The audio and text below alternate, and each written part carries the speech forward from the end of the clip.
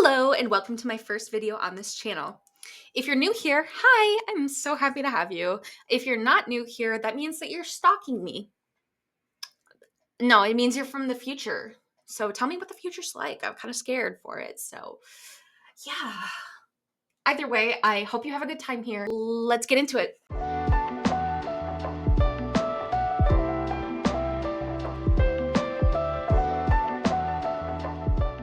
They've started to leave comments on just about everything they can to express to the world how they feel about California. Here are some of my favorites that I found. I'm sorry, but this type of scenario was predictable. This is why everything that can possibly be done in mitigation is done ahead of time. As much as I do agree that sometimes there are actions that can be taken to prevent things like the California wildfires, at the same time, you cannot predict that something of this magnitude is going to happen. Saying so is just ignorant, and it tells me that you haven't thought about it all the way, because how do you know that this is going to happen? Especially when we are living in unprecedented times and we're starting to see record phenomenons of weather like these wildfires. These wildfires are so incredibly devastating because there are record hurricane level winds happening in California right now, aka 100 miles an hour. Do you know how fucking fast that is? You can't even drive that fast legally in most states. That's how devastating those winds are. I feel like a lot of times these Republicans just don't understand how fire works. Fire needs fuel, oxygen, and heat, right?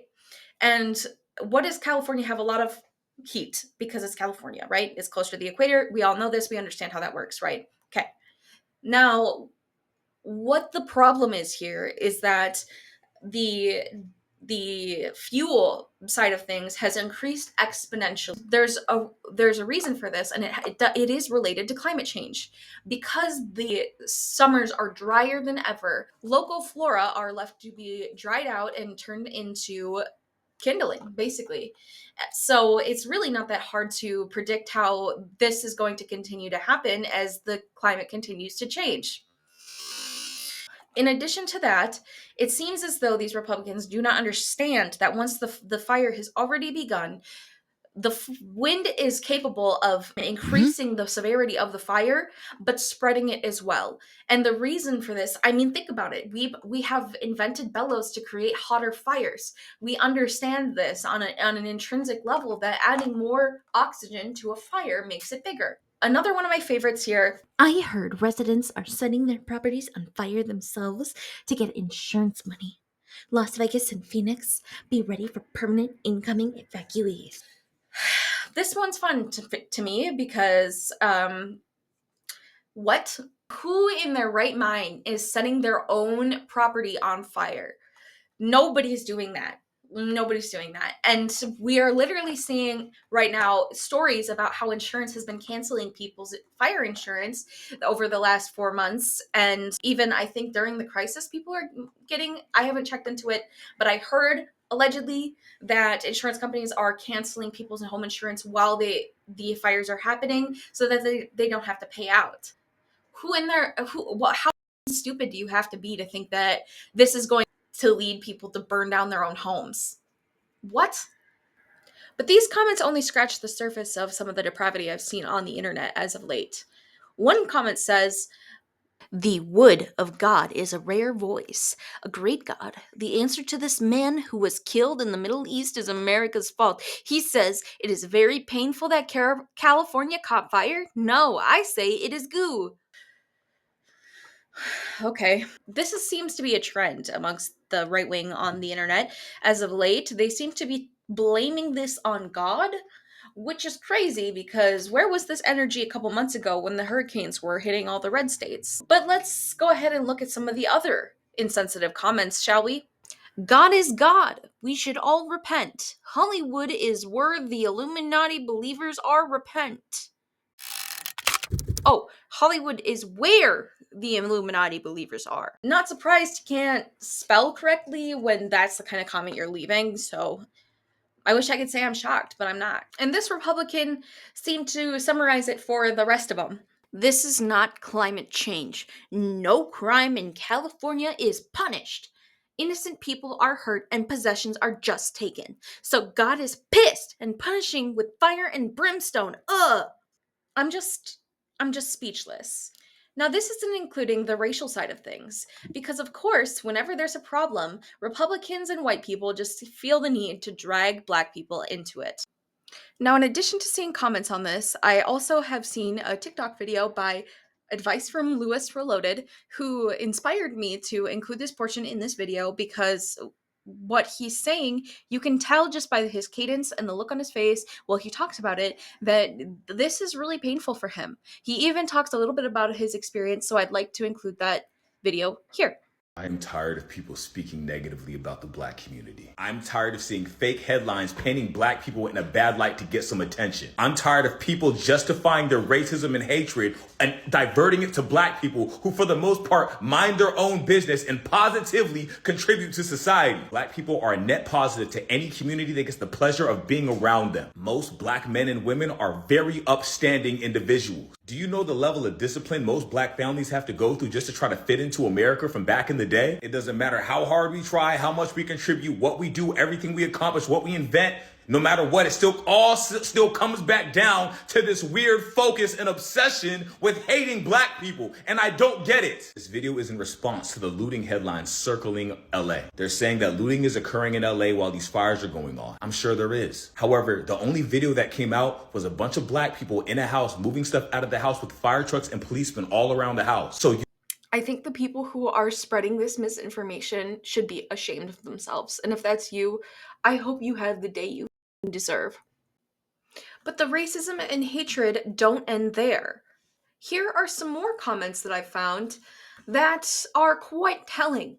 These fires have nothing to do with the farce of climate change. They are a combination of poor forest management, an overloaded electrical grid, incompetent water management, and LA mayor cutting $17.6 million from the fire department budget and concentrating on DEI initiatives instead of their real job of fire readiness. In case you've been living under a rock for the past, I don't know how long, DEI is used as an insult in this context because these Republicans think that diversity, equity, and inclusion is somehow, I don't know, scary.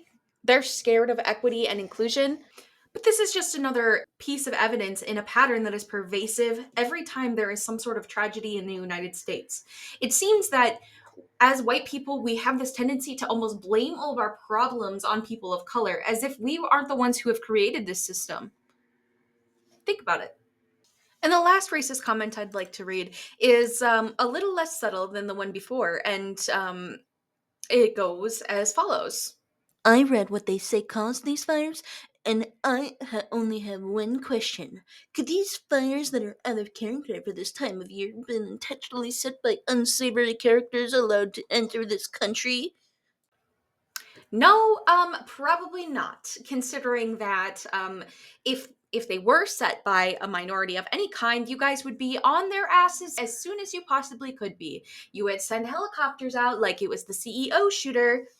But this type of attitude is pervasive after every single American tragedy. Somehow, some white person always has to bring it back to race. Why? I'm not sure, considering most of the crimes in this country are committed by white people. So if we want to talk about race and racial issues, hello, you look in the mirror. Overall, the Republican response on the internet is a big fat joke. It shows a lot about their character and what they stand for. If they have ethics or morality, it shows a lot of that and how non-existent it is, because everything that is on the internet is either criticisms of the government, denial of climate change, which is way more common than you might think, and people blaming it on race, as I've shown you. Now, if you keep your eyes peeled, you can also spot these types of people. The way we make change is by doing things when we see it, when we can. Small steps of change at a time will create a greater pattern of change. Which brings me to the second half of this video, how we can do something. We are facing an environmental crisis that is caused by humanity.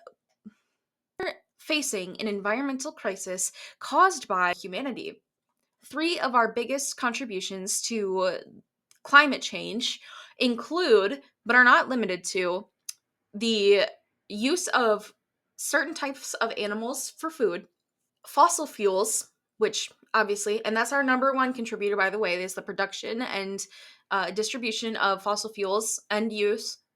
Lastly, landfills. That's right, landfills are number 3 for the United States for our contribution of greenhouse gases. Now, my first 2 points I'm a little less versed in, but I do have suggestions and things that I personally try to follow to the best of my ability in my day to day life that might also contribute to a better environment. And maybe if everyone did it, we might see some improvement. For as far as fossil fuels go, this one is a little less. You can do it today, and more so a goal. But one of the goals is to carpool or take public transportation as much as you can.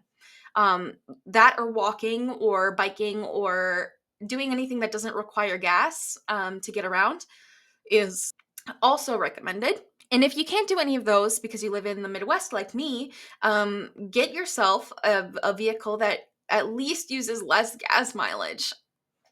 Right now, my boyfriend and I, we carpool to work, and we have a 2023 Hyundai Elantra Hybrid. And it's one of the nicest cars I've ever gotten the chance to drive.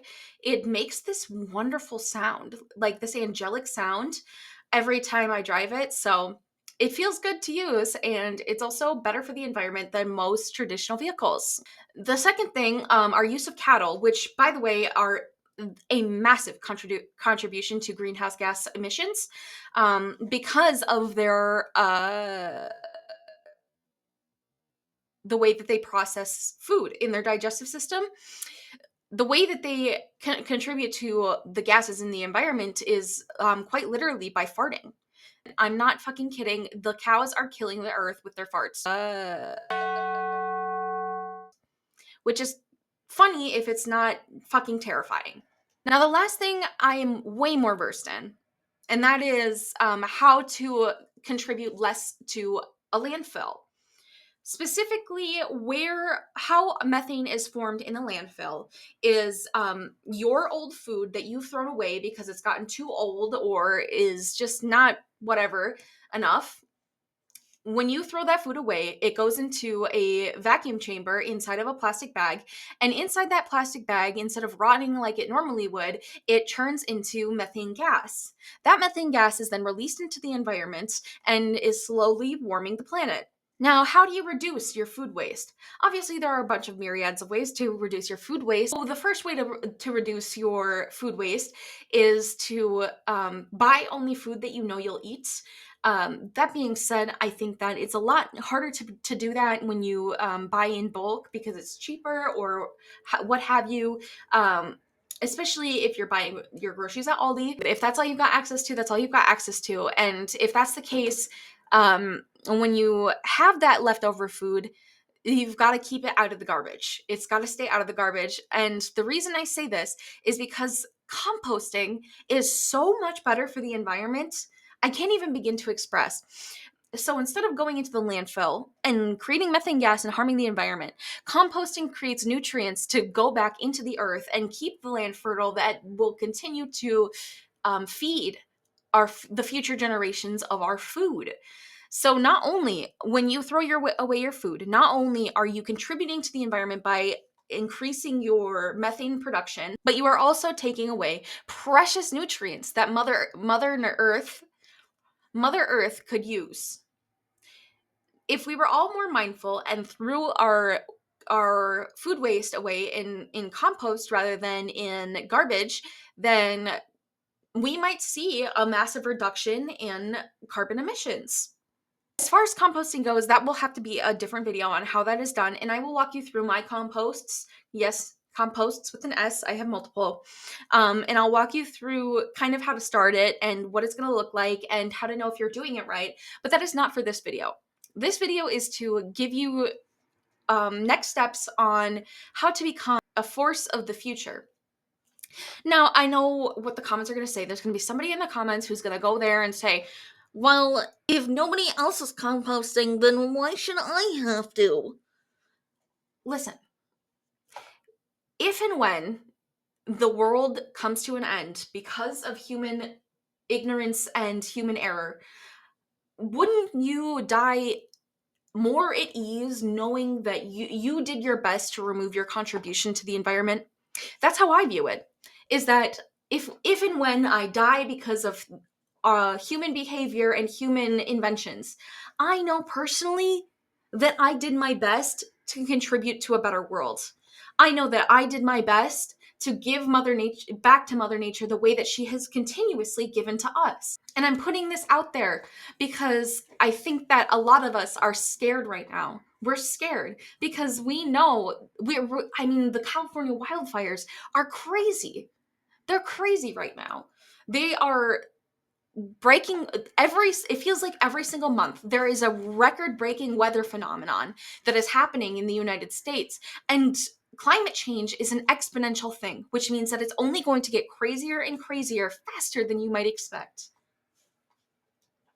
In conclusion, I hope you liked my video. I hope you found it informative, entertaining, sad at times, and inspiring. I hope you have learned something. If you made it this far, I am so grateful for you. Please remember to hit the like button, share it with your friends. The algorithm really likes it when I say that as well. And don't forget to subscribe. And I promised that there will be a composting video that is coming up shortly. I will show you how to do it. I will show you how to get started. But you do need to hit that subscribe button for me. Hit the notifications bell if you would like to see more content from me when it's coming out. So other than that, I hope you have a wonderful rest of your day. Remember that meditation is the key to a happy and balanced life, and that you deserve to feel stable right now. Stay safe, take care, and drink your water. All right, bye.